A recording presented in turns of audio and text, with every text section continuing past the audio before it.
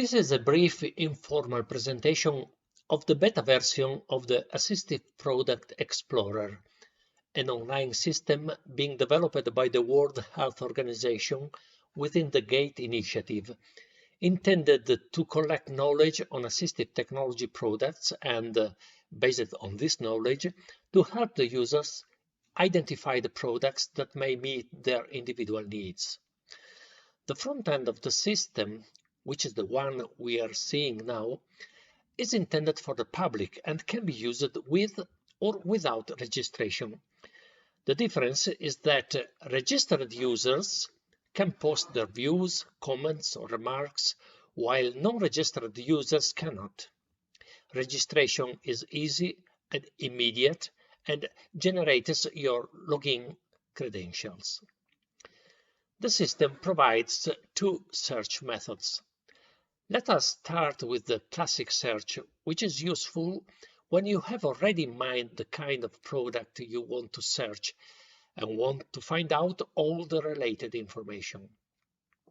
For instance, you are interested on a communication device. You start writing, for instance, communication. As you write, the product list shortens until you see a product that looks exactly what you want, in this case, communication software. Or you may write the ISO classification code in case you are familiar with that, or the product number in the APL, which is the WHO Assistive Products Priority List. Whatever the case, when you click on the product, you get all its data available in the knowledge base. First, you see a brief description. Then you can open the full fact sheet. The fact sheet is structured in a number of sections. The product classification, according to the APL and the ISO. The possible variants of this product in case it may come in different configurations. Possible accessories or optional components. The product goals, which means the activities or functions the product is intended to support. The goals are expressed by means of ICF first-level codes. If you go with a mouse over a code, you can get its description according to the WHO International Classification of Functioning, Disability and Health. Then we have the indicated impairments, which means the difficulties the product is intended to address.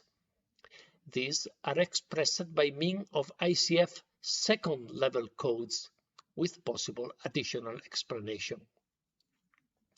Then the contraindicated impairments, which means the difficulties which may hinder the use of this product. Then the indicated environments, which means the specific environments in which the product should be used, and the contraindicated environments, which means environment in which the products may be inappropriate. Then other indicated factors, which means other situations the product may address, and as well as other contraindicated factors, which means specific situations that may hinder the use of the product. And finally, we see a comprehensive list of points to be considered in product selection, fitting, use, and maintenance and follow-up. In the system, all these sentences, these bullet points you see in the fact sheet, are called knowledge rules. A knowledge rule may apply to the product independently of its variants or may apply to a specific variant. If you logged in as a registered user, you also see a comment icon by which you can post comments or remarks that will be read by the system editors and administrators. Well, the other search method is the guided search, which is useful if you have no clear idea of the products which you may need and thus you seek guidance from the system. Here, the search is driven by the knowledge base, which is dynamically updated each time new knowledge rules are entered in the system. The user only has to answer a set of questions by selecting among options suggested by the system based on the knowledge base and on the answers provided to previous questions. Let's imagine, for instance, that I want suggestions for products supporting walking for me who has difficulty seeing. The first question reads, what are the goals of the assistive product you are looking for? I select mobility from the selection list and then proceed to the next questions. What difficulties should the assistive product address? Here I see a longer selection list which I can browse or restrict by starting to write seeing. Then the system asks if I have other difficulties. I select, for instance, severe arm weakness. Then if the product will be used in specific environments, for instance, I select rough pavement. Then if I happen to also use it in other specific environments, if I don't see in the selection list any item that applies to my situation, I can just skip the question. In this example, I'll skip all the remaining questions and go straight to the results. The maximum number of questions is 7, but often there will be less as the system stops putting questions when it has sufficient data to find the suggested products. Eventually, the system shows you the products you are suggested to consider. First, I see the products matching all the options I selected. In this case, a white cane with variant hard tip.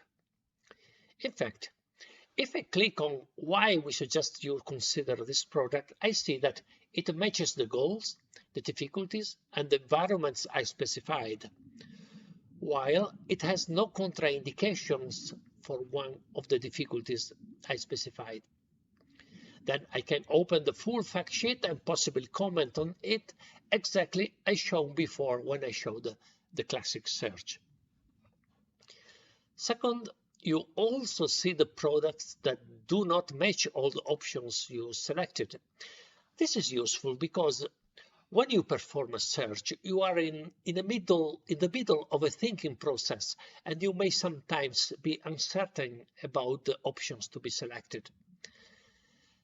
Having the possibility to also see all other products meeting the goals you selected, although other options may not apply, makes you aware of the existence of these other products and helps you reflect on whether some of them may also be of interest for you.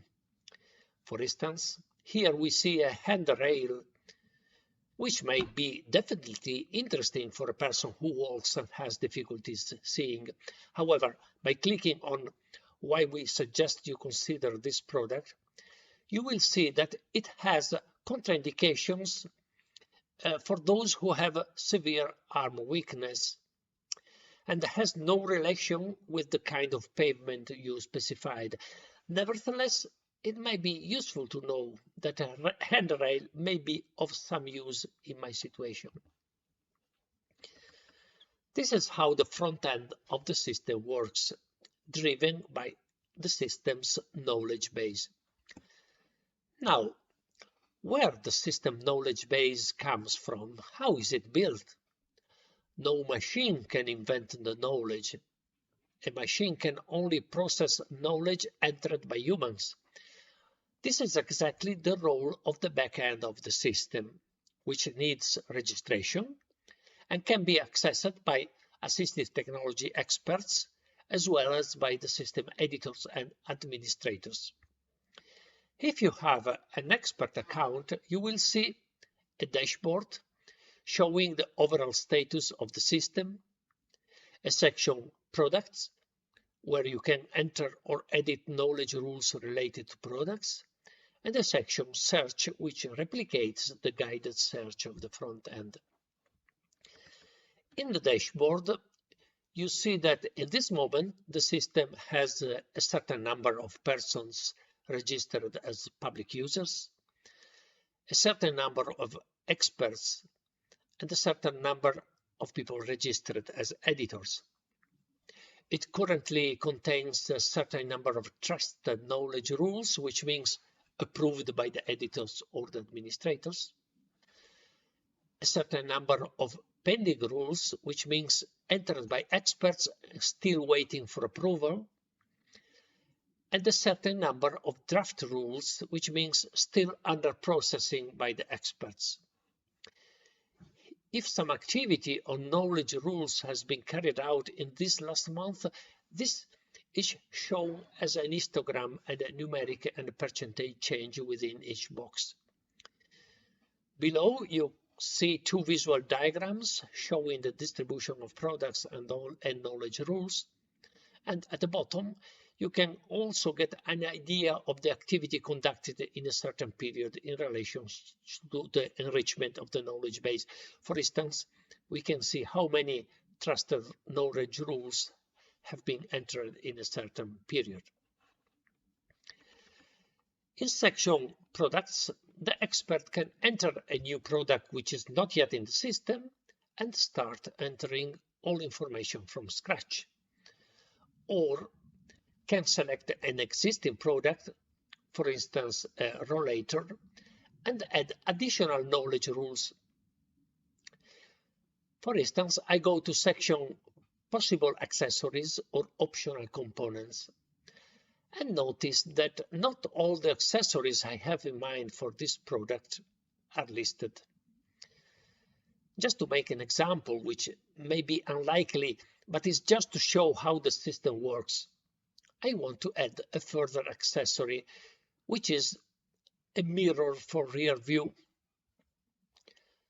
I write a sentence to describe this accessory. Maybe I also make a mistake in writing. Then I invoke a check by the system's artificial intelligence to see if there is a better way to name this accessory. As you see, the system performs both a linguistic and a semantic check and proposes a better name. If I have no reason for sticking to my proposed name, I import the proposal and save the rule as a draft if I want to still think and work on this name, or as pending, which means I am happy with it and submit this new knowledge rule for approval by an editor. Before saving, the system asks if this rule applies to the product independently of his variants or only applies to specific variants. As an expert, I cannot edit rules entered by others. I can only enter new rules, edit the rules I entered, and comment on the rules entered by others in the same way as I showed in the front end. All knowledge rules can be entered in the same way as free text, except for goals and indicated impairments, where the rule is chosen among ICF codes with possible additional explanations. If you have an editor account, you can do the same things an expert can do, and in addition, you can edit and approve any knowledge rule entered by others. For instance, you see the rule that we have entered before as expert and is now in pending state. As an editor, you can approve to make it trusted or remove it. In this demonstration, we remove it in order not to pollute the knowledge base. After you have finished checking the pending rules, you click on the button Synchronize Knowledge to make sure that the knowledge base is aligned to the current contents to drive the guided search in the front end. If you have an administrator account, you can do the same things as an editor, plus other things such as reading the user remarks, and perform global housekeeping tasks. That's all by now. Thanks for watching.